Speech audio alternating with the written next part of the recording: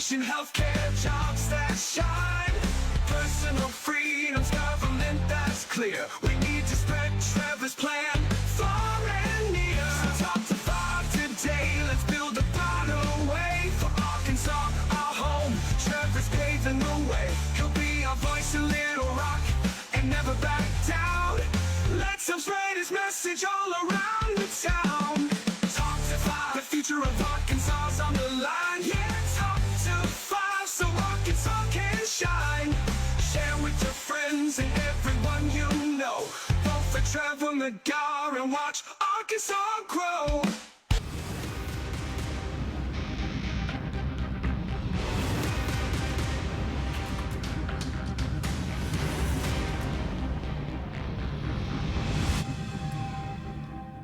Welcome to Community Conversations. I'm Steve Grappe. And I'm Kelly Grappe. And we're here today with Trevor McGarrah. Trevor is here from Searcy, and we're going to get to know him as a candidate. He's running for House of Representatives in District 58. And I've known Trevor for a few years. He's a teacher. He's a wonderful human being. Kelly and I have had the chance to spend some time with him. Sweat with him. We worked with him. We broke bread with him. And he's doing really great work. So welcome to the show, Trevor. Thank you for having me, Steve. And if anybody has been listening, they've heard Trevor for a couple of years. He has created a voice and a space here in Arkansas, and he really speaks for public education. He's known for that, and he's spoken at the Capitol. He has... He's also very well known on Twitter, I think. Yes. He's the guy that brings the receipts. You know, it's one thing to talk about things, but I know that Trevor's the guy at 2 o'clock in the morning. He is actually doing the research. He is doing due diligence, because he and I have had conversations before where unless he knows the fact to be fact, he doesn't say it. He doesn't write it. And I appreciate that about you, Trevor. So tell me what brought you into this arena. Why did you decide to run? Well, politics has always been something I've wanted to stay knowledgeable on, but it always seemed like it was the national level, because that's where all the glitz and glamour is. That's what gets all the media attention, is what happens at the federal level. So we've got to educate the people on, you really need to look at who your local leaders are. That's how they determine how your taxes are spent.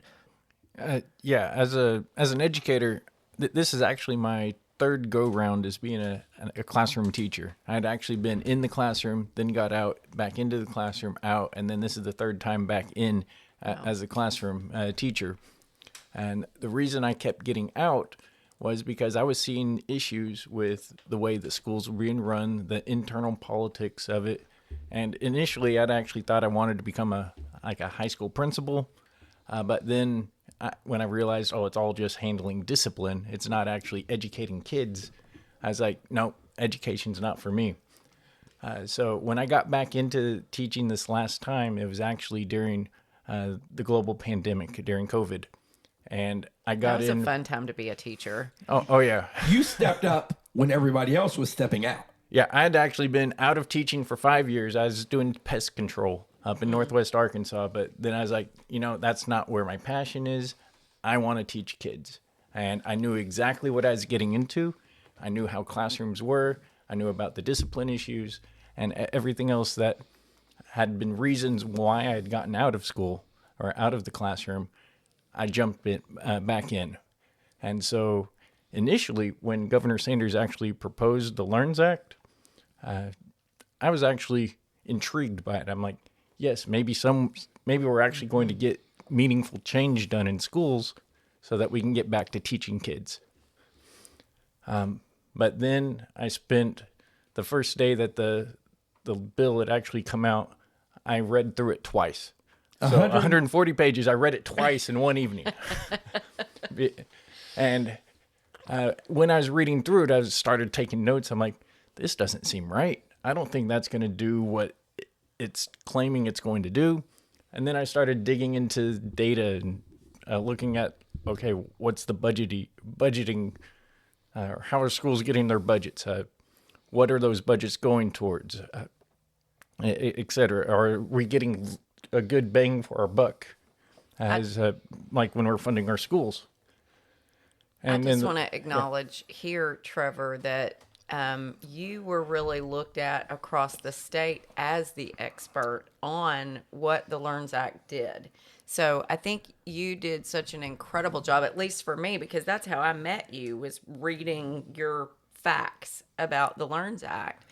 And I think that a lot of people across the whole state looked to you for just the facts. Like, there was no emotion about it. It was, here is factually what the LEARNS Act is going to do. And here are some things we really, as Arkansans, should be concerned about. I'll go even further. Because we were knee deep in that fight. It was, I mean, that was like you had battle armor on every day when they were trying to push that through. And you were the hero of the people. I will go that far to say, and I know Kelly will back me up. I totally agree. Because nobody knew what was going on. And it was all cloak and dagger, hidden. They were rushing it through. And you were the first one to come out hardcore. No, they're saying this, but the bill actually says this. And you were breaking it down where the common man could understand it, and woman could understand it. And that was so valuable. I mean, it got 50,000 people riled up across the state. And that really helped us get that movement going. And it led into how can we really help education, which led to the new amendment and all that kind of stuff. But the state recognized you. The legislators were calling on you. Like, you were getting interviews from newspapers. Like, you became the LEARNS expert. And then you translated that into, I'm going to step up and really try to make a change. And I appreciate that. And you're running for House. So thanks for what you've been doing. So, Trevor, I want to know a little bit about you personally. So tell us about your family. All right. My wife, her name's Marianne. We actually met when I lived in the Philippines for 2 years. I was a missionary for my church there. Mm-hmm. So we met there. I didn't do any dating, but when I came back, I was like, she was kind of cute. She is very, very sweet. I fell in love with her family when I was there, because I worked very closely with her father, who was in the local clergy leadership there. So I worked very closely with them. And then when I came back, we started talking, had a long-distance relationship, went back to the Philippines a couple times, and then eventually brought her back to the United States. All this was when I was actually going to school. Wow. I was in college. We actually got married during my second year of college. We ended up having 2 kids before I graduated with my bachelor's degree in physics. Just jump right in. Jump right in. Study physics, have a couple of kids. Yeah, nothing major. So I didn't realize that until right this minute. I didn't realize that your degree was in physics. Yeah. Degrees in physics. I actually started out as a business major, but I was so bored by the business classes without taking a college level physics course. I actually went over to the physics department and said, hey, I want to switch majors to physics. And they're like, typically we scare people away from physics into business. What's going on here? But no, I was very impressed with my high school physics teacher. And so he was sort of the inspiration on why I wanted to get into physics and why I wanted to become a teacher. That's awesome. I love that. Golly, we've had a couple physicists run for office in the last couple of years. So let's come back to Searcy. Searcy's a pretty conservative town. They don't have a history of electing Democrats. But how are you different? What gives you a little bit of an edge? Because we haven't talked about the fact that you are a Democrat. You're running as a Democrat. And I don't know how long it's been since you had a Democrat represent the state from Searcy. Do you? I've not looked back beyond like the last 10, 15 years, but it's traditionally been Republican up there. And we're talking about like not just slightly Republican. We're talking like 80% of the people in Searcy vote Republican. And so over the past 10 years, it's been about 20% goes towards the Democrat. If there's a Democrat running, if it's a Libertarian running and no Democrat, it might be about 15% that vote for the Libertarian. But I think I'm a little bit different in that regard because I'm not like your typical Democrat that you see maybe on like MSNBC. I'm actually extremely moderate in my views because I look at the data and I look at the information and I look at it from every side. Mm-hmm. So I routinely watch news clips from like Fox News, MSNBC. I read from the Washington Post. I read from the New York Times. It doesn't matter. I want to consume information from every perspective because that's the only way you can make an informed decision is by looking at it from all sides. Mm-hmm. And so because of that, I tend to be extremely moderate in my views because I see both extremes as not necessarily right. Mm-hmm. But I also acknowledge that no single side has a monopoly on all good ideas. So coming towards the middle, getting away from the divisiveness that we see in the federal level and national politics is something that I'm pushing hard for. I'm feeling a word like compromise coming into play here for a minute. Yeah, compromise is a dirty word in politics.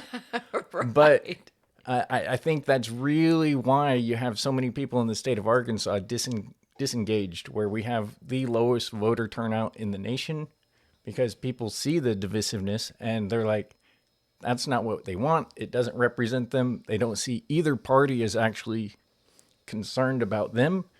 All they see is the party trying to push for a simple majority and then push their one-sided agenda. Mm-hmm. We've gotten away from the idea of compromise and actually working for the common good. Yep. And so that's the message I've been pushing whenever I go door to door in Searcy. I push for this idea of the common good, looking at it and doing what's best for the people, not what's best for the party next to my name.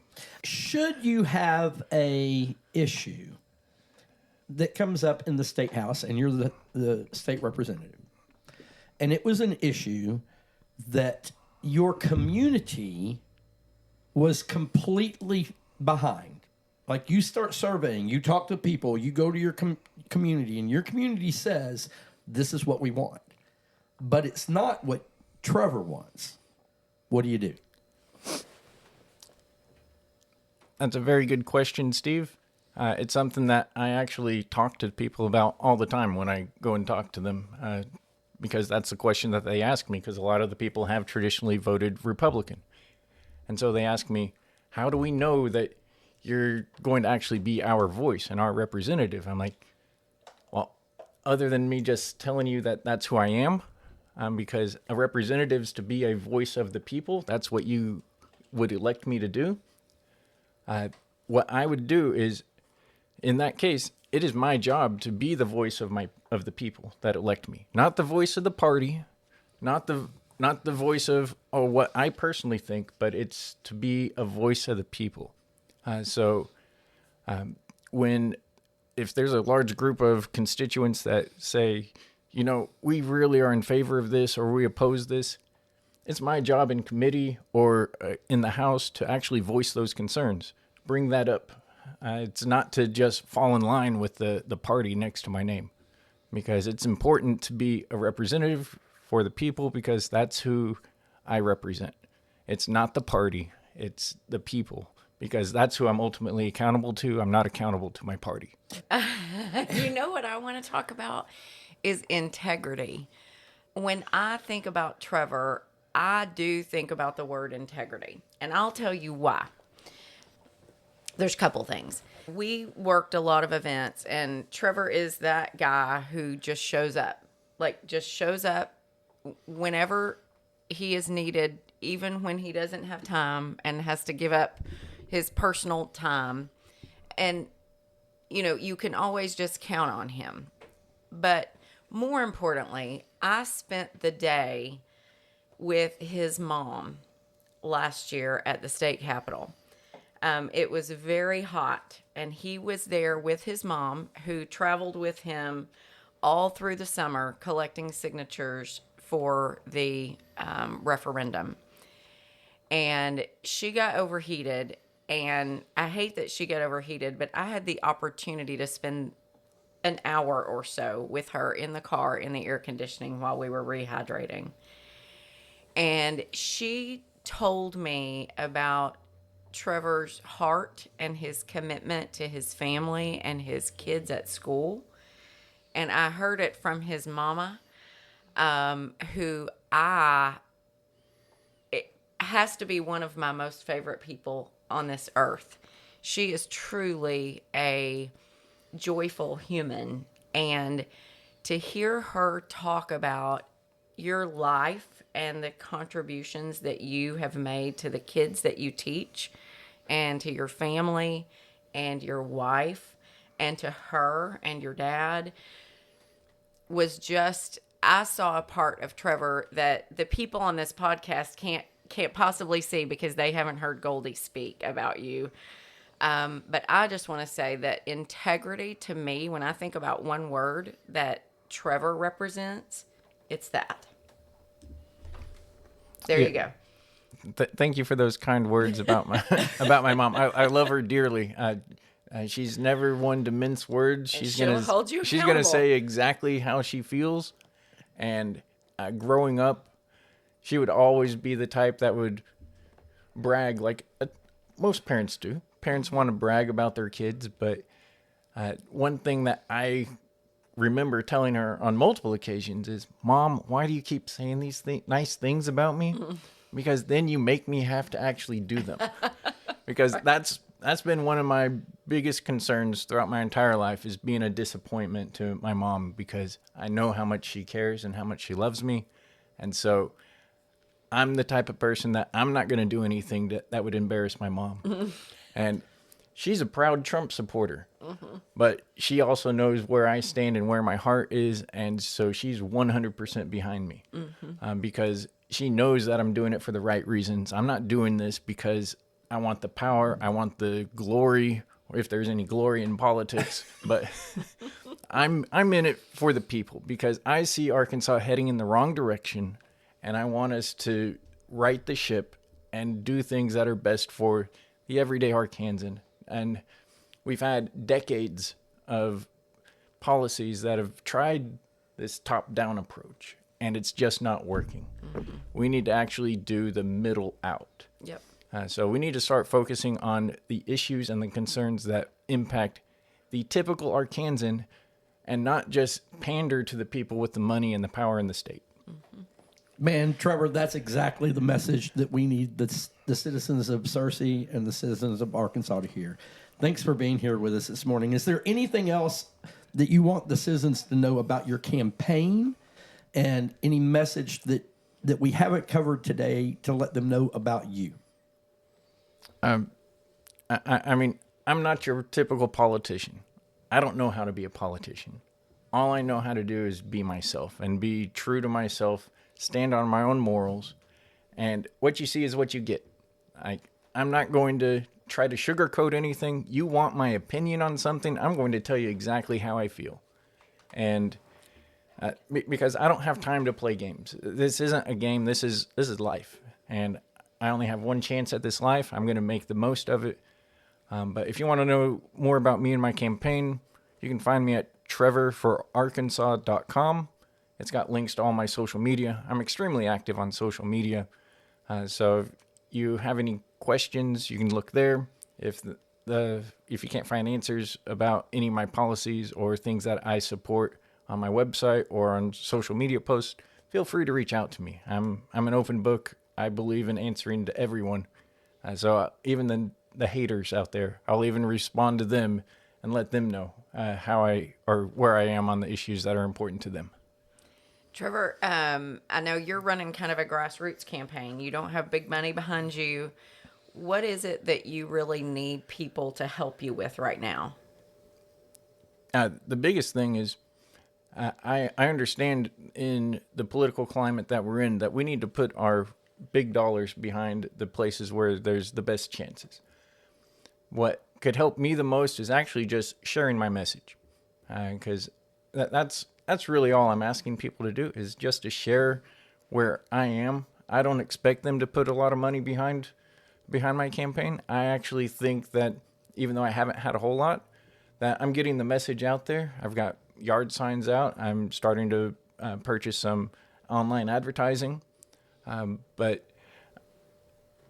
like you said, it's a grassroots movement, and I don't think I need to have big money behind me in order to win, because I think as I've been going out in the communities, my message has been resonating with the people, and they're taking notice that I'm actually doing it for the right reasons, and I'm doing it the right way by going and seeking their vote and earning it, not just asking for it, but actually doing the work and earning their respect and earning their vote.